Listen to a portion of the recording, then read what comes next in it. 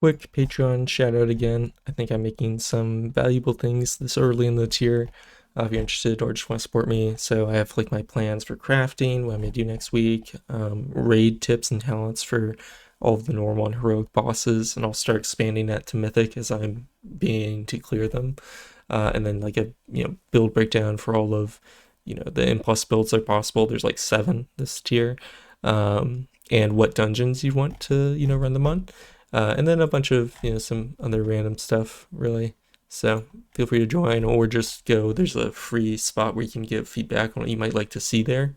Anyway, on to the purpose of the video.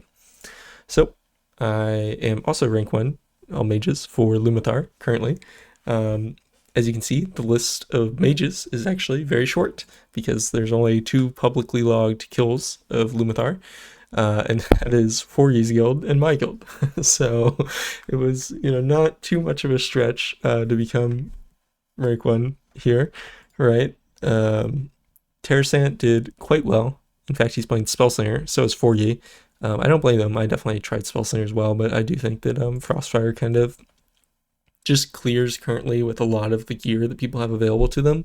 Like Terrasant, with having a Screams of the Forgotten Sky, this trinket is insane for this fight, and it's also Frostfire's Biss, so I don't have it, but this would just clear. And Void Core is very strong. I don't know if he has the Void Glass weapon, but he has some crazy trinkets. It's just unfortunate that Screams of the Forgotten Sky isn't good for Spellslinger, but yeah, I think Frostfire works well here, so happy with that. And I am playing the Male Mental trinket, unlike, I'm not playing the AoE trinket from last boss, because there's a lot of single target here and the damage amp and everything. It's good to have, but this would certainly be even better. This is like the improved version of Male Mental, so try and get that. But yeah, I'm just playing full single target talents here. I did swap to the Frozen Touch talent instead of the Frozen Orb talent.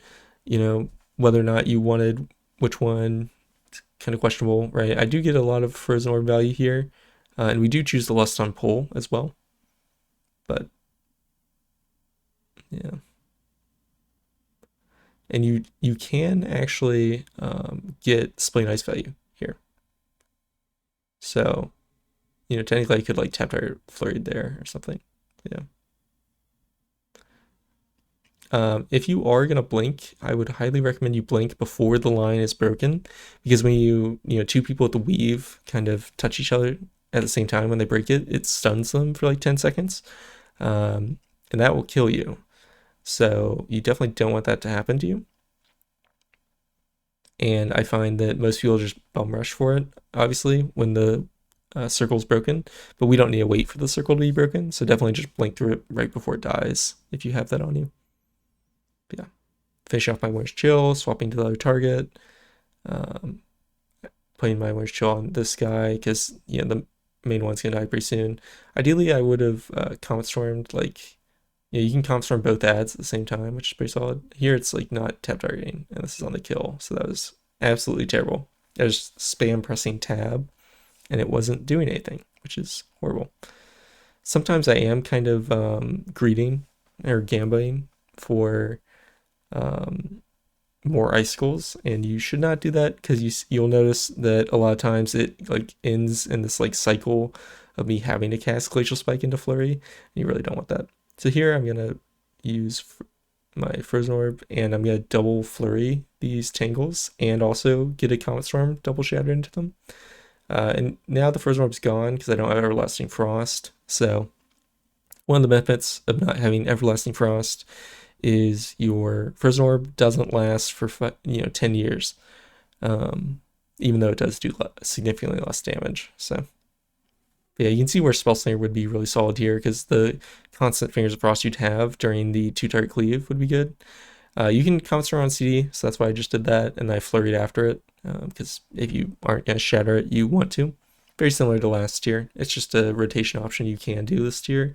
It's not really necessary or anything. So here I Glacial Spike or Comet Storm. Ideally, I would have probably flurried after that Comet Storm on the second ad and overcapped my icicles. That would have been better than what I did, but it didn't matter too much because double shattering your Comet Storm is also via tab target flurry is also very good on 2-target. So here I'm just going to toss out Comet Storm because the rotation I plan to use just is able to use it on CD. And I Glacial Spike into Flurry because my Flurry came up during my Glacial Spike cast. You know, there's really no other way to shatter it, even if it is slightly unfortunate. So yeah, we get our Display Nice value here. Very solid. I tried to Comet Storm on the first ad. I don't know if you noticed the button press, but it died, so I was not able to do that. Bit unfortunate, but it's not too big of a deal. You do want to make sure you're not near the back of the room, usually, because you will run into the hailstones issue during Icy Veins. So I reflurried there.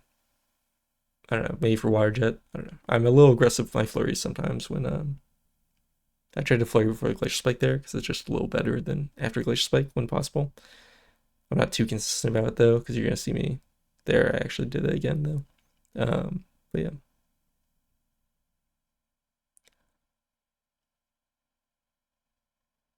Very solid fight.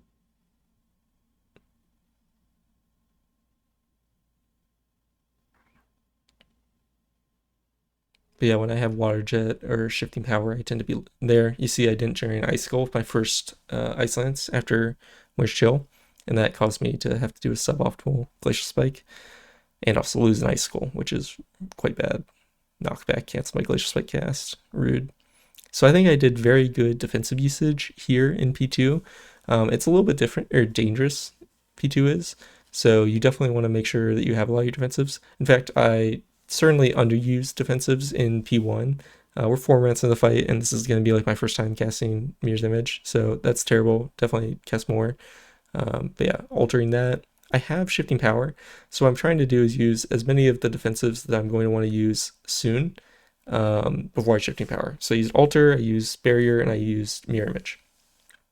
And so that's going to set me up really, really nicely for the rest of this.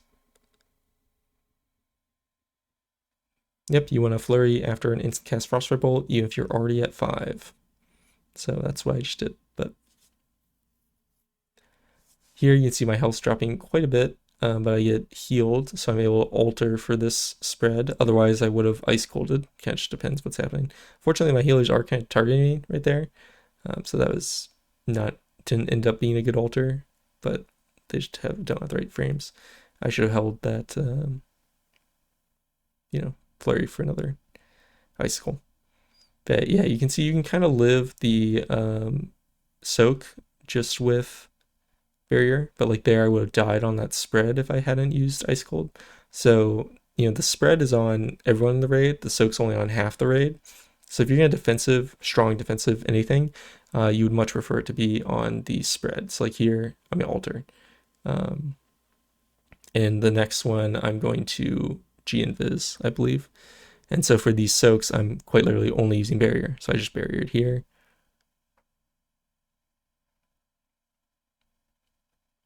Let me spread, and here I'm gonna go for a G-Invis. And I still, I'm getting like 40, 30% doing that. Now my Mirror's Image comes back up with him having 10% health. Very solid. This is gonna carry me defensively for the rest of the fight. And I do still have Cold Snap available.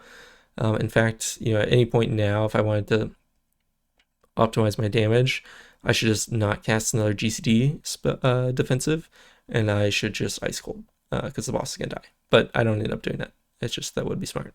Except here, I do use it. So, and then the boss is going to die. Flurry after that Comet Storm for fun. There you have it. Only 5th on the meters. I could have better trinkets. I could do more damage there as well. A lot of Glacial Spike into Flurry, which could have been partially avoided, but I did a lot of Tingle damage, solid Tingle damage. This guy's a 723 staff, so he's kind of just gonna own anyone, and Ellie is strong, and he's very good at Ellie, so he kind of carried those, but I contributed. And then we look at boss damage. And our Fury Warrior just owned. You can see there's this Screams of the Forgotten Sky at 8%. This guy's Forgotten Sky is at 9%. So yeah, that would have been pretty wild So Frost Drow on this fight is essentially to make the weaves quite a bit easier in P1 for your team.